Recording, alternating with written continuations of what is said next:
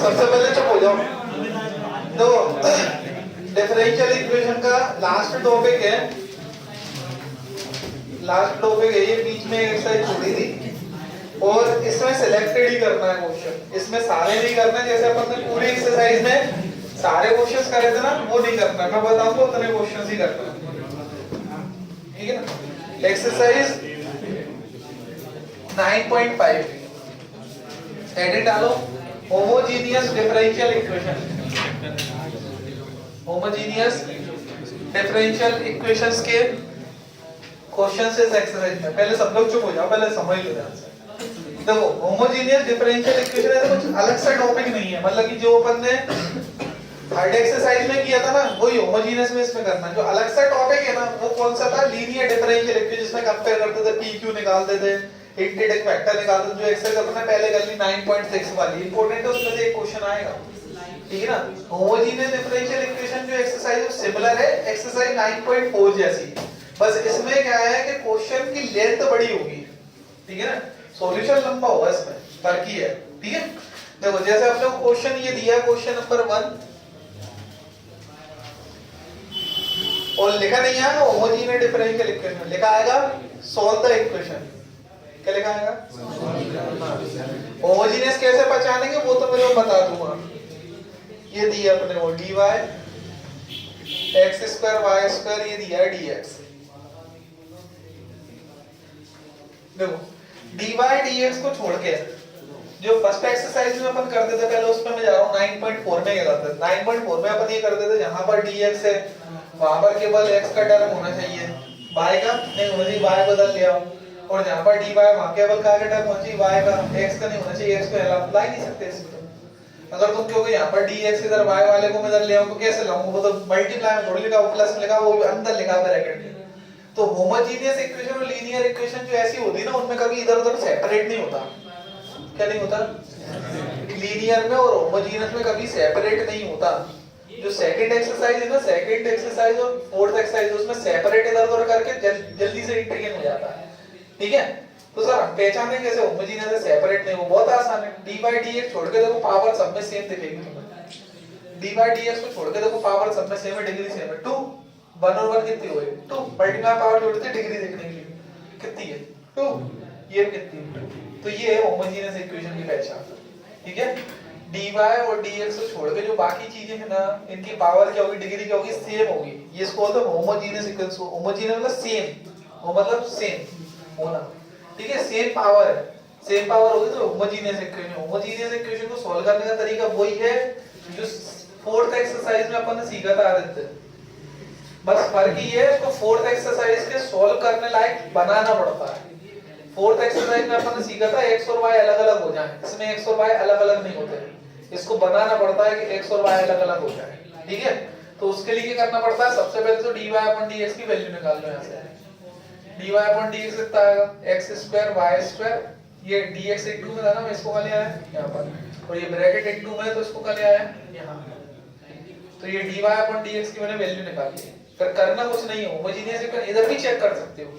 dy upon dx की value निकालने के बाद अगर होमोजीनियस इक्वेशन अगर है तो उसमें क्या पावर सेम होती है, 2 2 2 1 over 2 है।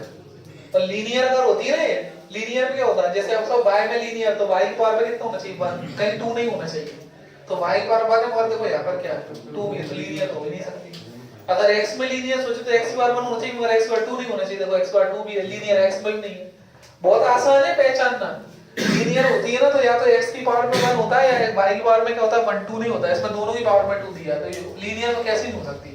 सेपरेट सोचें तो सेपरेट हो नहीं रही, तो बचा क्या ऑप्शन? होमोजीनियस। और होमोजीनियस अगर अपने को आती है तो अपन वैसे ही समझ जाएंगे, dy upon dx निकाल के dx dx छोड़ के सारी पावर क्या होनी चाहिए? सेम। इतना लंबा प्रवचन पहले मैं इसलिए देता हूँ, ये मेन कांसेप्ट है, कोर कांसेप्ट। ये पता होगा तो तुम क्वेश्चन वैसे ही कर लोगे, फिर क्वेश्चन में तो फिर सिमिलर होना है सारे क्वेश्चन। पहचान लिया? उसके बाद अपन क्या करेंगे, इसमें बस ये पुट करना पड़ता है मुझे, बस ये चीजें नहीं, और कुछ नहीं। y की जगह bx रखना है। क्या रखना है? v वेरिएबल है, v and x are variable. x तो वेरिएबल होता ही था, v की क्या अपने पास वेरिएबल है। अपन ये क्यों रख रहे हैं y इक्वल टू vx क्यों रख रहे हैं? इससे क्या होगा, ये जो सेपरेट की प्रॉब्लम है ना, जो सेपरेट नहीं हो पा रही, इक्वेशन सेपरेट करना चाहता है ना अपन, x और y, वो सेपरेट होने लगे कैसे, x और y की जगह v और x हो जाएगा, जिसमें x और y वेरिएबल है, अपन y की जगह क्या रख रहे हैं, vx रख रहे हैं, जिससे वो वेरिएबल क्या होने लगेंगे, सेपरेट होने लगेंगे, मगर वेरिएबल चेंज हो जाएंगे। क्या हो जाएगा वेरिएबल, क्या क्या हो जाएगा, v और s, ये पुट कर रहे हैं, बस सॉल्व हो जाएगा, कुछ नहीं है।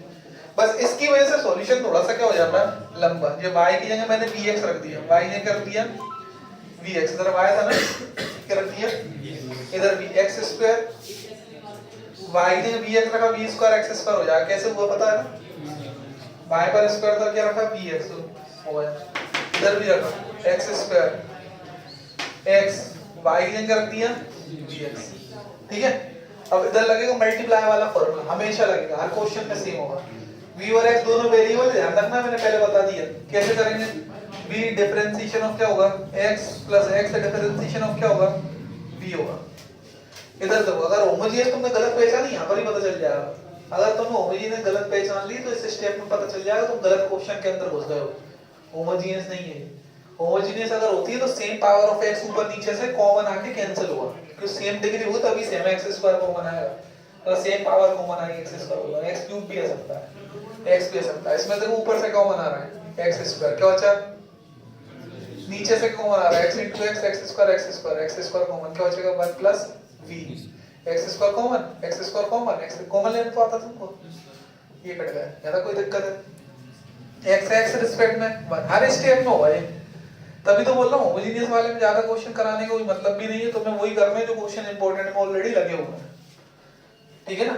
और ऑनलाइन वाले स्टूडेंट देख लें, पार्ट 1 पार्ट 2 सबके इंपॉर्टेंट डाल दिए हमने एप्लीकेशन विद सॉल्यूशंस। जिनके पास नहीं हो, ये डाउनलोड नहीं हो रहा है, कोई भी तुम्हारे पास, सबके पास है, जिनके पास नहीं हो रहा तो व्हाट्सएप कर देना, तो मैं फाइल भेज दूंगा। ये अपने पास है v square upon 1 plus v, यहां तक कोई दिक्कत है। अब जैसे ये क्वेश्चन x और y में था, वो क्वेश्चन क्या बन गया मेरा, v और x। मैं क्या करना चाहता था, इंटीग्रेट, जो डिफरेंशियल इक्वेशन होती है उसमें क्या करता था, x x एक तरफ भाग में, इसमें v के अलग x के अलग इंटीग्रेशन करता था। ये नॉर्मल क्वेश्चन बन गया, मतलब जो एक्सरसाइज नंबर अपने 4 में पढ़ा था वही क्वेश्चन ये बन गया, ठीक है ना। इसमें v वाले अलग करना है अपने को, x dv upon dx। Main इस वाले जो टॉपिक है ना होमोजेनियस में, मेन है प्रैक्टिस। अब जैसे ये v अपन यहाँ ले आए, एलसीएम ले लेंगे, वही का वही बन जाएगा क्वेश्चन। एलसीएम ले लिए, एलसीएम भी कितना होगा 1 plus v, LCM 1 plus v, ये कैसे होगा ये बताना, ये कैसे होगा ये बता देना मुझे। इसके नीचे क्या है, 1, इसका इनटू है, इनका इनटू है, तो इनटू होगा तो 1 का v से v, और 1 का v इनटू v क्या हो जाएगा v स्क्वायर, और माइनस का होगा v स्क्वायर कट जाएगा। अब ये क्वेश्चन ऐसा बन गया कि अपन v के अलग कर सकते हैं और x के अलग कर सकते हैं, वो करेंगे, यहां तक लिख लो पहले। एक क्वेश्चन पूछूंगा, उसका answer x dv upon dx is equal to 1 minus v upon 1 plus v। अब सुनो मेरी बात, यहां तक तो हो गया, ये तो सिंपलीफाइड टाइप का है, मतलब तुमने y की जगह vx रख दिया, डिफरेंस कर दिया, जो कैंसिल x कॉमन लेके कैंसिल हो जाएगा। फिर इसके बाद तुमने v के अलग कर लिए, एलसीएम ले लिए, सिंपलीफाई होगा। तुम्हारा मेन टारगेट है इंटीग्रेशन करना। जो पहले क्वेश्चन में होमोजेनियस से नहीं हो रहा था ना, वो vx ऐसा सॉल्व करने बाद हो जाएगा। तुमने dx को यहाँ पर ले आए, x dv is equal to 1 minus v upon 1 plus v। अब देखो तुम क्या चाहते हो, dv के पास क्या टर्म होना चाहिए, सॉरी x है यहाँ पर, dx के पास केवल क्या टर्म होना चाहिए, x का, है ना। ये x से dx को इधर भेजा, गलती से लिख दिया था, इधर केवल x का टर्म होना चाहिए, मगर है क्या आएगा v का, तो अपन इनको पहुंचाएंगे उस तरफ। और dv के पास केवल v का टर्म होना चाहिए, x का नहीं होना चाहिए, x को पहुंचाएंगे यहाँ, तो इसको इधर पहुंचाया क्या हो गया 1 plus v upon 1 minus v dv बराबर x का लिया 1 अपॉन x dx। अब देखो ये सेपरेट हो गया, ये फर्क है। होमोजेनियस जो अपन y इक्वल टू vx रखते हैं ना, वो इसकी वजह से रखते हैं कि सेपरेट हो जाएगा। अगर तुम वो इक्वेशन को चाहो ना सेपरेट हो जाए, नहीं होगी। अब मैंने यहाँ से इंटीग्रेशन बोथ साइड कर दिया, इंटीग्रेशन करा, इंटीग्रेशन अपने को आना चाहिए ये 1 अपॉन x का इंटीग्रेट कितना होता है, log x प्लस c कर लो या log c जोड़ लो, इसका मैंने इंटीग्रेट, इधर मैंने पावर सेम है। अगर पावर सेम होती है, इंटीग्रेट करने से पहले क्या करना पड़ता है, जो नीचे है वो ऊपर बनाना पड़ता है। भूल गए हो, मैं मालूम है, बहुत अच्छे भूल जाते हैं अपने स्टेप। ये जो है ना नीचे जो है वही ऊपर बनाना पड़ेगा। पर इधर लिख रहा हूँ, इधर दिखेगा नहीं तो मैं नीचे है ये थोड़ा सा तो इधर लिखूंगा ये स्टेप। पावर अगर सेम रहती है बेटा ध्यान रखना, नहीं तो ये स्टेप में आके अटकोगे तुम। ठीक है, वैसे तो क्या है डिफरेंशियल इक्वेशन में, सुनो एमपी बोर्ड वाले स्टूडेंट से बोल रहा हूँ पहले मैं, जो इस साल का 2022 का जो 22-23 का जो पैटर्न है सर। हाँ बोला सर क्या कह रहे हैं आप? देखो डिग्री अगर सेम होगी तो जो नीचे होगा वो ऊपर बनाना है, याद रखना, भूल जाओ। मैं तुम्हें ये बोला था कि एमपी बोर्ड का जो पैटर्न है ना 2022-23 का, एमपी बोर्ड वाले बच्चों की बात कर रहा हूँ मैं, ठीक है। 22-23 वाला जो पैटर्न है उसमें जो डिफरेंशियल इक्वेशन 3 नंबर का क्वेश्चन आना है ना, 4 का और 5 का भी नहीं आना। तो अपन देखो थोड़ा अपने दिमाग है, मैं बोलूँ नहीं वो कुछ भी जाएगा इम्पोर्टेंट में, तो इम्पोर्टेंट में भी लगवाए इसमें से होमोजीनियस, मगर थोड़ा दिमाग लगाना। होमोजीनियस का क्या, ये 3 नंबर का सवाल है क्या, 4 नंबर का सवाल है। उसी लेवल के आ सकते हैं। अपन सोचे कि मैं तुम्हें कुछ भी दे दूं, मुझे तो 50 तरह की चीजें आती हैं, हजारों तरह की आती हैं, ठीक है ना। एक लेवल के हिसाब से पैटर्न देख के पढ़ाना पड़ता है यार, समझ रहे हो?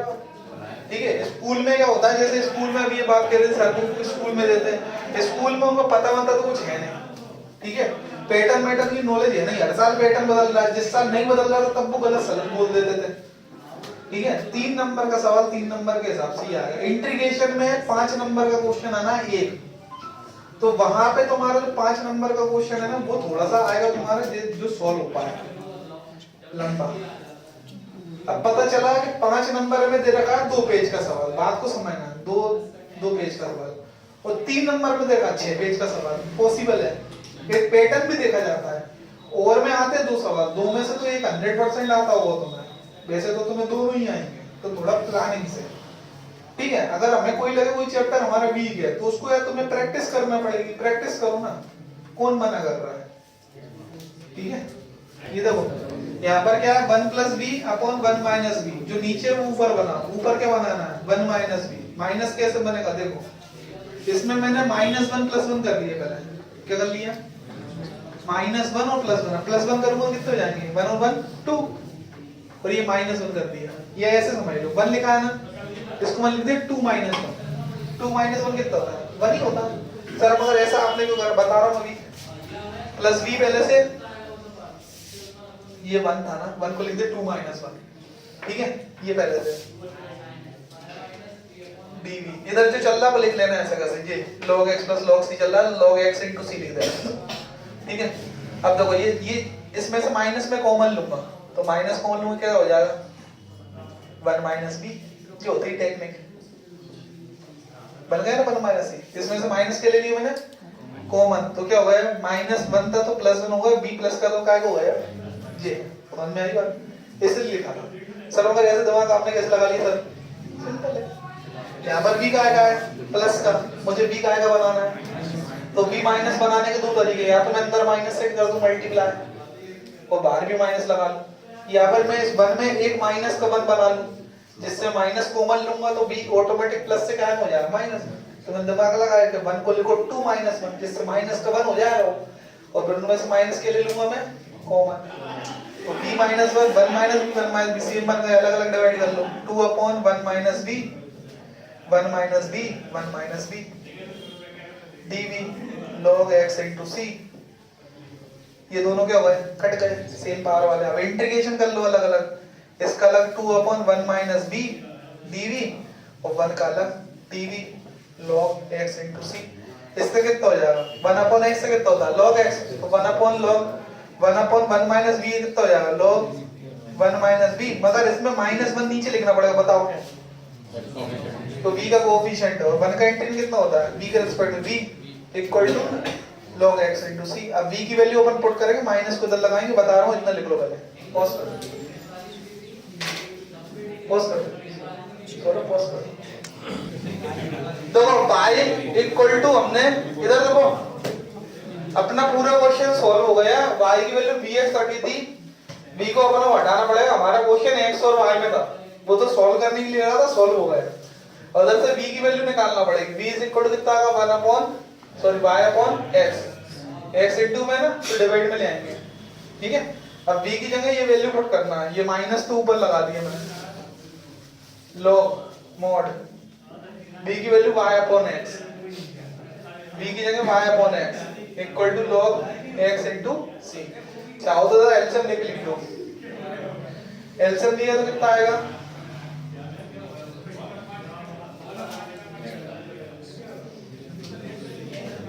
कितना आएगा x minus y upon x, बस ये आंसर है, खत्म। Where c is integrating constant log, ठीक है। फर्स्ट